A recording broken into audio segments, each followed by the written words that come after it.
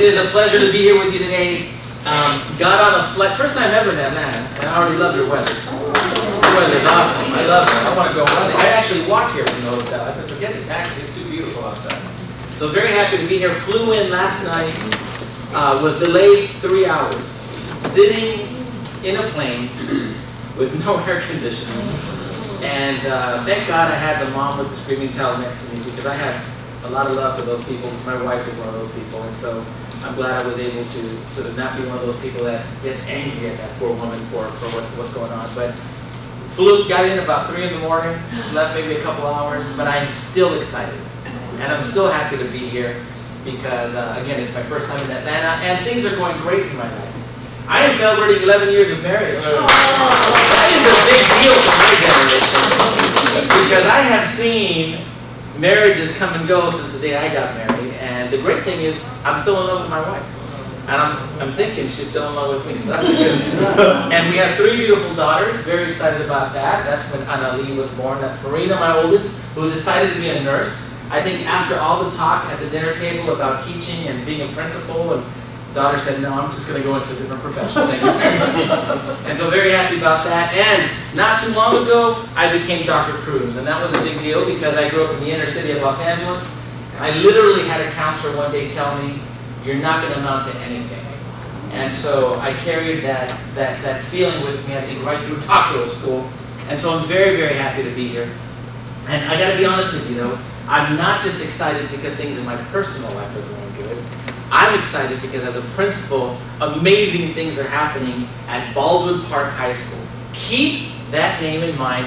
We will be on the cover of Time magazine one day at the elite high school. I'm telling you. Baldwin Park High School is 30 miles east of Los Angeles. We serve mostly a poor Latino community. It's a very special place to me because I grew up in Baldwin Park. We moved there when I was about 13 years old from Los Angeles. And when I became the principal there, things were okay, but they weren't great. Today I can say confidently that things are great.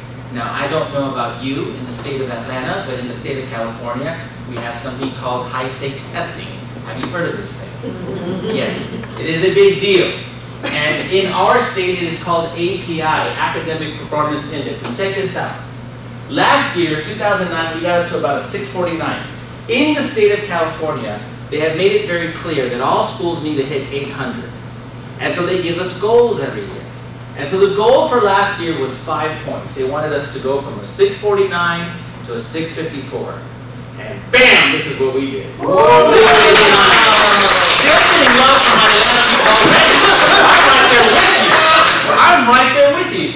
And mind you, I don't know about in your communities, but in our community, we are 2 comprehensive high schools. Baldwin Park High School is one, and Sierra Vista High School, great high school, is the other one. But in our community, if you want to learn, you send your kids to Sierra Vista High School.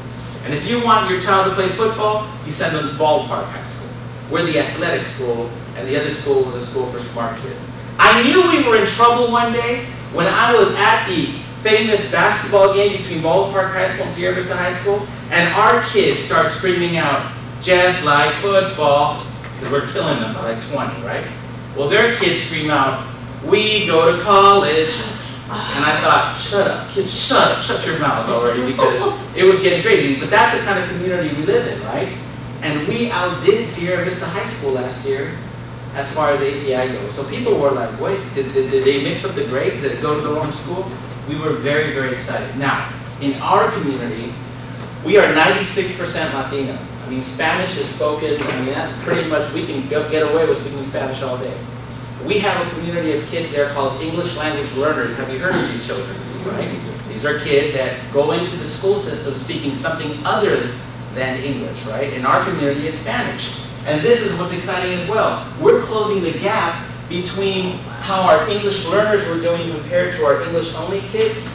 And now, they're being only a 12-point gap. And we haven't even gotten the scores from this year yet.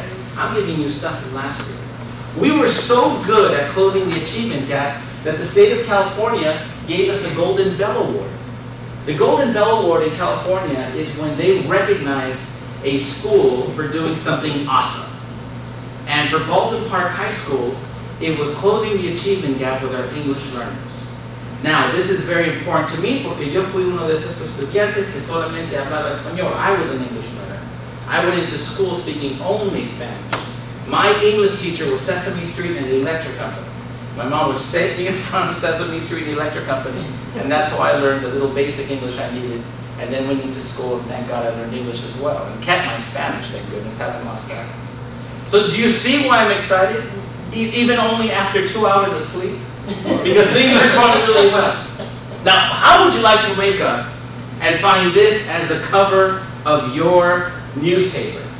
Graduates could top record at school.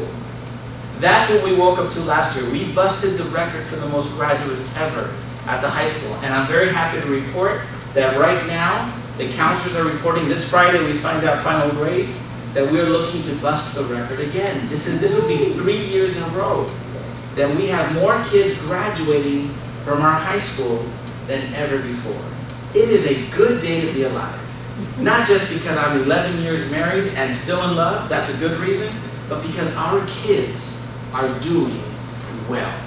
Our school is doing well. We're very excited because it wasn't always the case.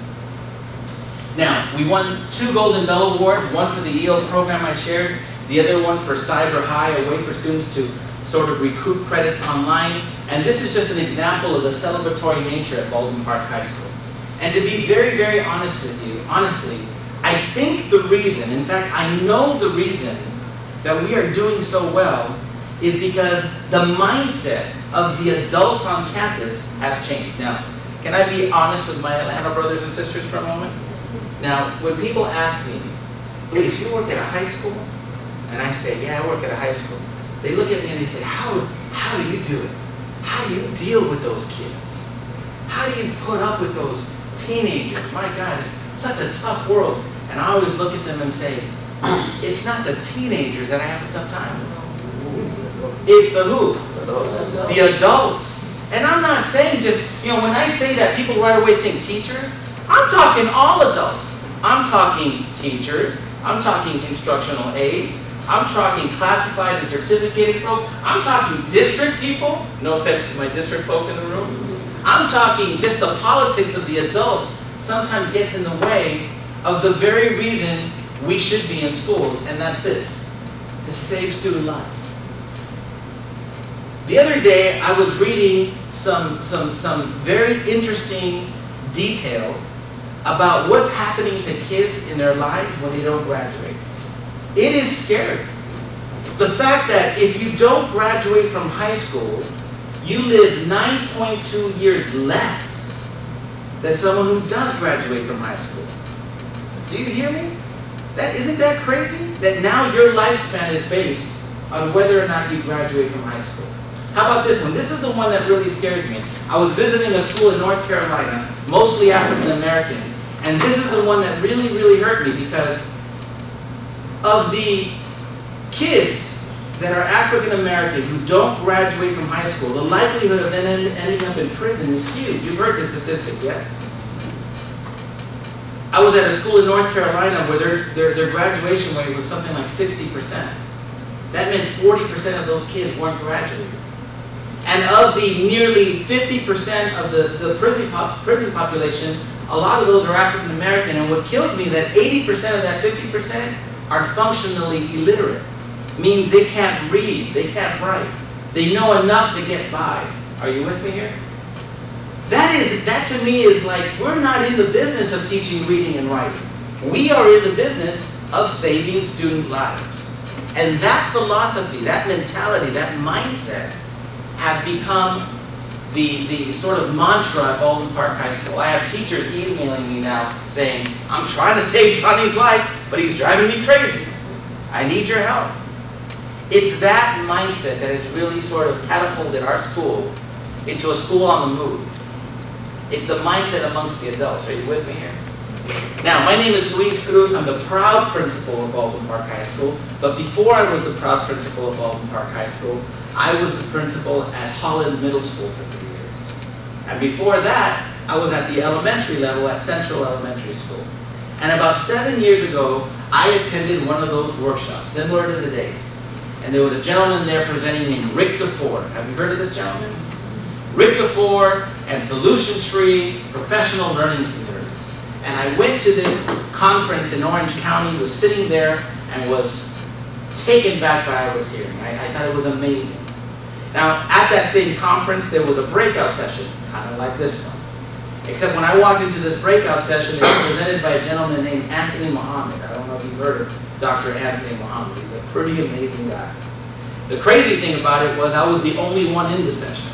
There was no one else. So I had Anthony back then he was Mr. Muhammad. Now he's Dr. Muhammad. And so he broke down for me how at his middle school, leaving middle school in Detroit, mostly African American, I think entirely African American, one of the poorest schools, how he took that school to be #1 in the state. It was amazing. And I thought to myself, I think I could do this, and we started doing it all in middle school. And then when the district saw that we were having success, they asked me if I would go to the high school and sort of test this theory out, and it worked. And that's why today we're seeing the success at Baldwin Park High School that we're seeing. This is Baldwin Park High School here, home of the Braves, right? That clock is gone. You know it's a poor school when it's 12:20 all the time at Baldwin Park High School. That hour hand and minute hand didn't move for like 7 years. We've since removed that, I'm happy to tell you. And so here's where we learned what a professional learning community was. Now, here's the book that I'd like to recommend. If you have not read this book, it is by Richter 4, and it is a book called Professional Learning Communities at Work. Now, this is the revisited edition, but basically what he talks about in this book is the need for schools to have what's called a shared mission statement, right? Also, to have SMART goals. Also, to have collaboration, and to also understand the difference between collaboration and collaboration, right? There is a difference between both, okay?